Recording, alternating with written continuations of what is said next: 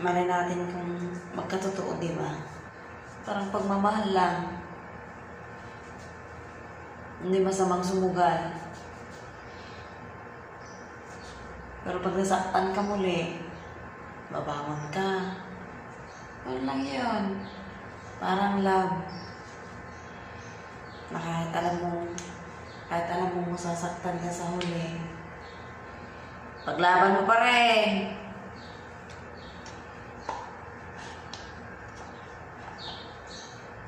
Ganyan tayo pag magmahal. Nasusugal ka na kahit alam mo sa bandang huli, talo ka. At least, naranasan mong nagmahal ng tapat at totoo. Yun ang ikinaganda. Magmahal ka ng tapat at totoo, huwag kang maghangad ng babalikan ka ng ganun din. Kasi part yun ng buhay. Malay mo, ang taong minahal mo, naubos na pala yung pagmamahal niya sa'yo. Tapos ikaw naman, may binigay ng Diyos na nakalaan para sa'yo. Yun ang think positive. Para sa mga, nagmahal ng totoo, na hindi naman binalikan ng taong mahal nila ng totoo. Lord, yun lang ang buhay. Minsan pero ang tatana, kung sino pa yung taong nagmahal ng totoo, siya naman yung mapunta sa taong parang kilawang laro ang damdamin ng isang tao. Ganun lang yung buhay. Sabi nga nila, walang perfecto eh. Kasi pag perfecto na yung partnership ng isang tao na magmahal, ikaw mabait, tapos ikaw mabait, wala nang problema dito sa mundo. Lahat na ng tao masaya na. Wala na tayong problema. Wala nang may stress. Lahat na lang tayo nakangiti. Pero sabi nga nila, hindi ka bibigyan ng Panginoong Diyos ng problema na hindi mo kayang malagpasan.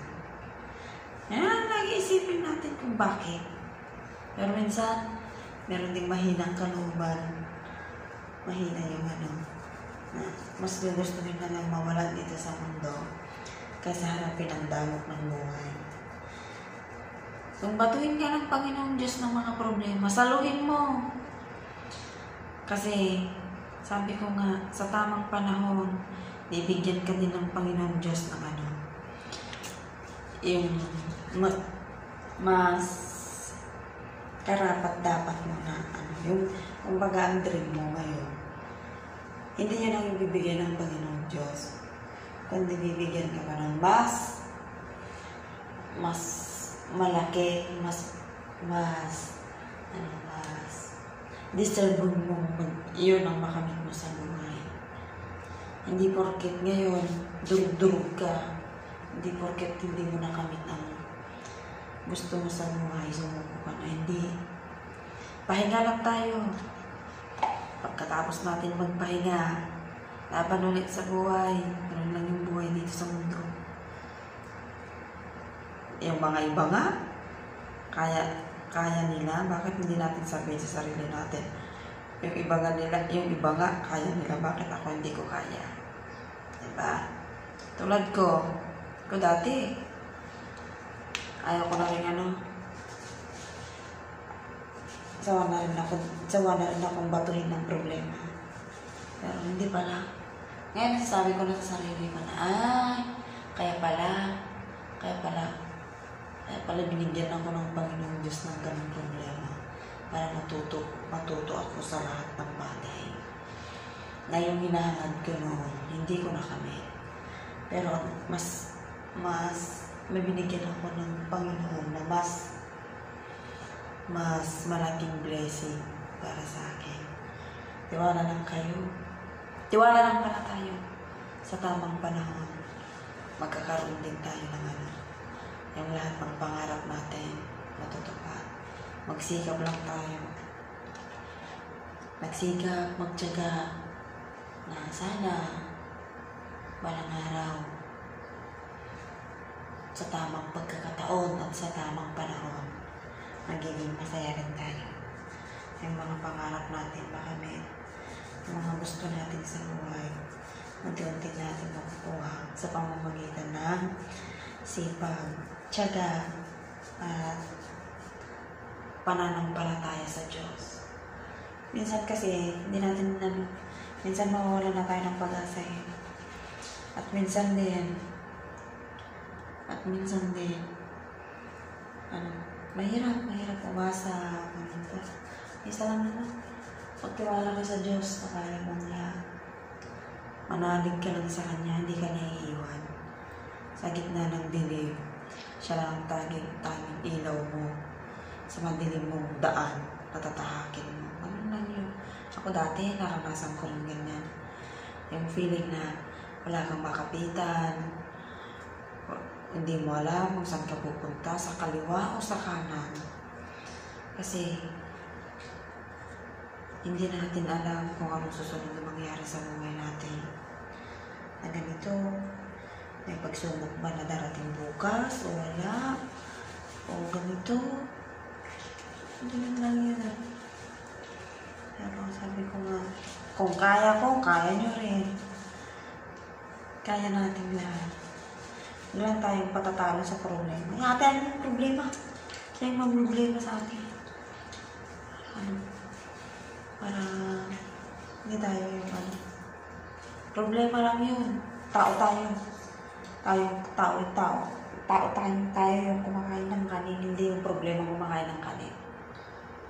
Yun ang laging isipin. Ako, marami na rin akong pagsubok na nalagpasan sa buhay.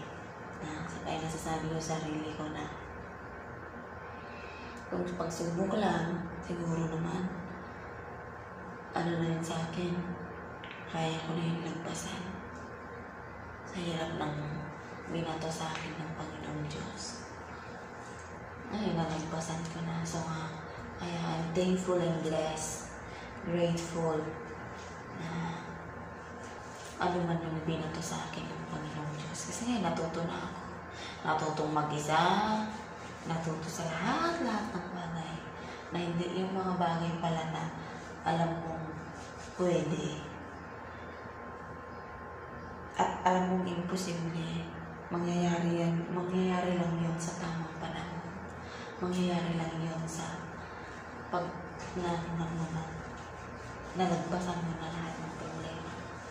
Ay, hindi pala. Hindi lahat nalagpasan ng problema. Ibig sabihin, yung mga binato sa'yo ng Panginoon na alam mo, mahirap malagpasan, makakayanan mo. Tuwala ka lang sa sarili mo. Kaya mo, lagi mong isipin.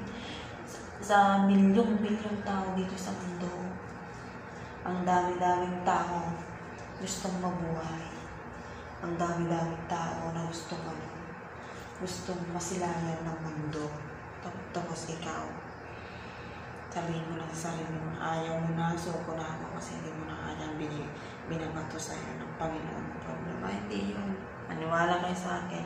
Ang problema, kaya mong lagpasan yan. Magtiwala ka lang. Magtiwala ka. Pag umisipin yung nag-iisa ka, isipin mo na lang, marami kayong lumalaban sa hamon ng buhay na kaya nilang lagpasan, na sila lumalaban. Samantalang ikaw, susuko ka. Hindi. Huwag kang sumuko. Kasi nga, masala yung hindi tayo bibigyan ng Panginoong Diyos ng problema na hindi natin kaya lagpasan. Tao lang tayo. Kaya nga tayo nandito sa mundo kasi bibigyan tayo ng Panginoong Diyos ng problema, ng mga bagay na makapulot tayo ng aral. Yun. Kasi kung lahat tayo walang problema, wala nang malungkot dito sa mundo. Wala nang manluloko. Lahat na tayo masaya, wala na tayong problema eh. Pero nga, sabi ko nga, walang perfecto na tao dito sa mundo. Lahat tayo nakagawa ng kasalanan. May manluloko, may nanloko, may nagkamali, merong maling desisyon yung magagawa natin. Pero lahat na ngayon, pwede natin yun itama sa Sabi ko nga, hindi lahat ng pagkakamali, hindi pwedeng itama.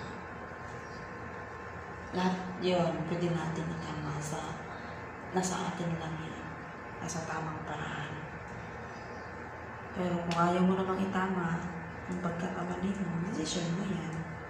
Pero alam ko, lahat tayo may puso. Kaya nabigyan tayo ng Panginoon ng puso at isipan na makagawa ka ng kasalanan, ma-appreciate mo na mali yun. Ay, mali pala yung nagawa ko. Sa susunod, igawa na rin ako ng mabuti. Ganun yun. Kaya tayong lahat may problema. Tayong lahat may pinagdaan ng pagsubok sa buhay. Tiwala lang kapit lang sa Panginoon Diyos. Lahat ng iyon, malalagpasan natin sa tamang panahon at sa tamang ano. Kung yung mga niloko ng asawa dyan, na mas pinili ang iba, tiwala lang, may rason ng Diyos kung bakit. Hindi siya deserve para sa'yo. May inilaan ng Panginoong Diyos para sa'yo. Hindi man ngayon, sa tamang panahon, magkukrus din ang landas ninyo. Yan lang yun. At para naman po sa mga taong nagmahal na hindi siya minahal, huwag kang magpakatanga. Merong magmamahal sa'yo ng tapat, gaya ng pagmamahal mo sa Kanya. Maraming tao dito sa mundo, tiwala ka lang. Darating din yung tamang panahon, magkukross din yung landas ninyo. Kung mag-match yung loyalty mo sa loyalty niya. Kaya mawawalan ng pag-asa kung taong hindi ka man naminahan. Relax. Malay mo na sa tabi-tabi lang yung para sa'yo. Kaya huwag mo na isipin at pa-stress yung sarili mo dahil lang dyan. Sabi ko nga, nagtarasin mo yung kapalaran ng isang tao. Laban lang, is lang. Para sa tao namang sabihin kapos tayo sa pera. Magsipag at magtiyaga po tayo. Walang malaki at walang maliit na pera. Kung marunong tayo magtabi para sa sarili natin. Marunong magtabi para sa kinabukasan natin. Yun ang tandaan. Kasi minsan karamihan, yung mga malalaking sahod na may malalaking pera, minsan sila yung yung bagong sabi na, wala kami ipon kasi pero sa isip natin maliliit na sahod, sabi na, wala ka ng sahod mo, wala yun pa nasa sahod na lagi, kung di nasa disiplina sa ating sarili. Kung marunong magdisiplina ng sarili mo, kahit maliit pa ang sahod natin, makakaano tayo, makakaipon tayo kahit unti-unti lang. Sana guys, itong nilagyan ko ng buhok ko ng aloe vera, maging siya, tutubo yung mga namatay dito sa buhok ko. Para naman maging maganda yung buhok ko. Kahit yung buhok ko lang yung maganda, kahit hindi na ako. Kasi matagal ko nang alam yun, naligra ako. Ito lang buhok ko. Ito lang buhok ko yung kasi nga, pangit. Sabi na, naglalagas kasi ang buhok dito, sabi nila sa tubig daw. Okay, kahit saan dyan, para sila. Ang dami-dami namin kasi aloe vera sa labas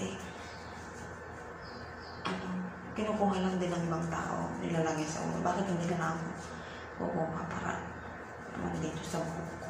May silbi naman yung pagdidilig ko dun araw-araw kahit ang init-init, di ba? Okay. Sana guys, maging siya. Maganda yung kinalabasan niya. Hindi ko na siya blender. Kasi mas feel ko yung ingudngud ko dyan sa ulo ko para ma-feel ko yung sakit. Mali. Ma-feel ko yung maglagay. Ma-feel yung sakit. Ma-feel yung sakit. Parang hugot lang. Para ma-feel ko yung sakit.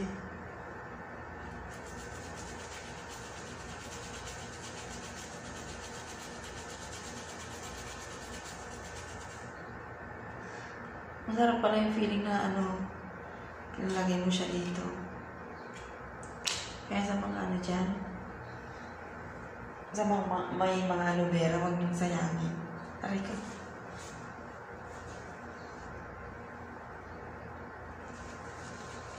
Huwag niyong sayangin. Dati sa Pilipinas, parang wala lang ang aloe vera. Dito pa lang, mahal-mahal. Diyos ko lang. Dahil mas okay sana nag-blender ko. Pero huwag na. Huwag tayong mag-aksaya ng kuryente. Mas maganda to kasi makadaldal pa tayo, makachismis ba dito sa cup. Kasi kung yun, naka-blender siya. Malagyan mo yung ganun-ganun mo siya.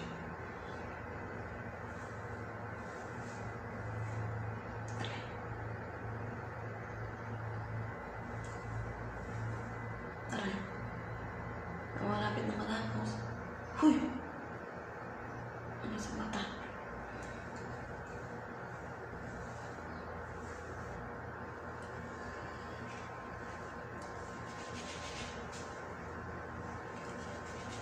Parang sabon lang may good-good eh.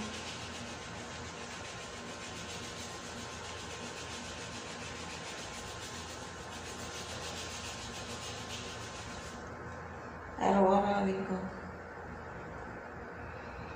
Dito tayo.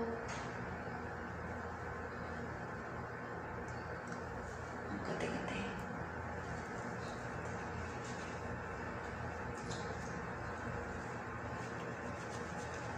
Malapit na guys. Malapit na ako matapos.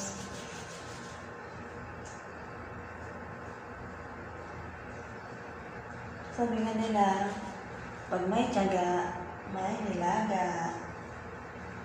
Pag may tinanim, may anihin. Tama ka pala yung pagtanim ko ng aloe vera noon.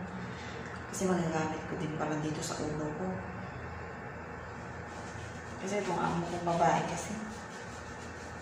Minsan lagi kami, pag ako yung kukuha ng aloe vera, sabi niya, gagamitin niya daw. Para sa buhok niya. Lalagyan niya daw din. Kaya naiinis ako.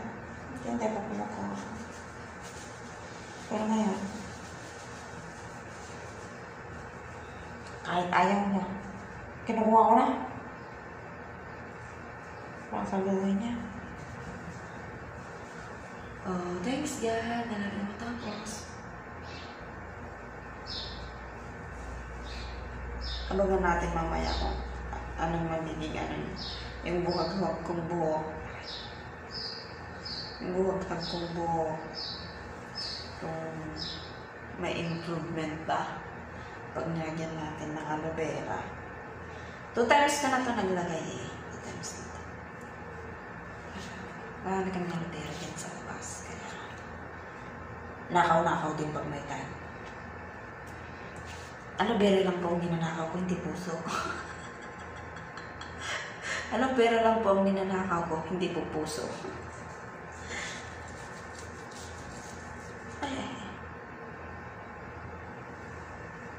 Okay na siya.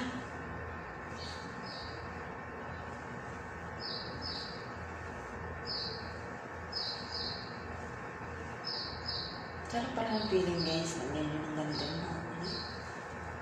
Tapos masabay, magdaldal na rin kayo sa nasa upak at puso niya. Ang nipis-nipis kasi ng buhok ko.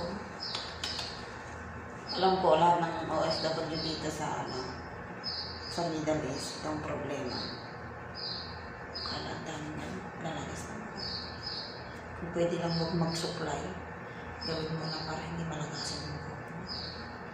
Sana nga maraming tutulong dito sa buhok. Kasi magmula nung pumunta ko dito, ang kapal-kapal ng mukha ko ay stay buhok ko. Ngayon, wala na. Sobrang nipis na siya. Ewan ko ba? Sa mga tao dito sa mundo. Sabi na nga mo dati yung tubig daw kasi nga tayo, umaga, paggabi, maliligo pa tayo, sobrang maligo pa dito. Sila kasi dito, isa lang yung ligo nila, minsan di pa sila naliligo. Sa atin, hindi naman tayo pwedeng hindi maligo kasi nasanay tayo sa Pinas. Mangangati tayo, kung anong nararamdaman natin pag hindi tayo naligo. Kaya maliligo tayo. Eh dito, kahit isang linggo di sila makakita ng tubig, okay lang yun. Spray-spray lang sila ng pabango. Eh sa atin hindi naman pwede. Sabihin mo ng amo sa akin, wag ka, don't car wash. Don't car wash daw. Ano daw yung don't car wash? Akala ko mag-car wash talaga ako ng sasakyan sa labas. Nung una ko dito, ganun. Don't car wash! Ha? Don't car wash? Yung parang, yung boses niya parang, ha? Yung gulat na gulat ka, ha? Don't car wash?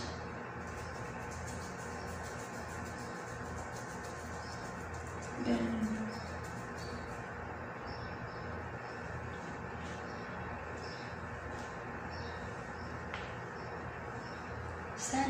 Sana. Yung maganda nga siya talaga. Diba? Yung buhag-hag kong buhok ko lang. Puno ko na siya ng para siyang tubig.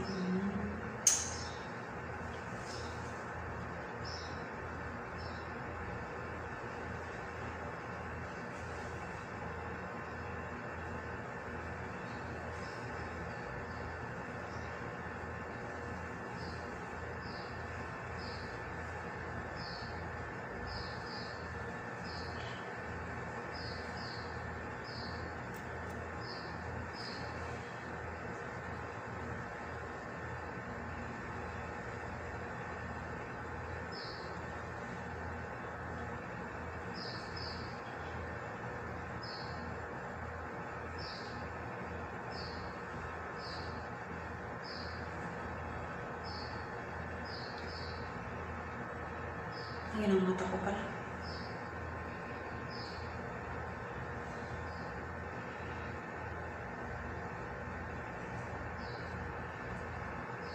Pero ganyan tapal mo siya. Dito tayo. Dito tayo. Ay.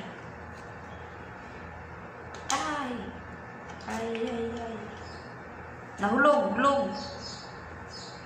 Sayang din. Ano niya? Kahit na hindi naloko na ako. Inaloko mo ako. Kahit na may mahal ka ng iba. Mahal ka ng iba. Mula ang bita ko. Ang sakit nito dito sa puso ko dahil mahal na kita. Hindi ako natatakot, nahihiya ang mga sabihin mo na.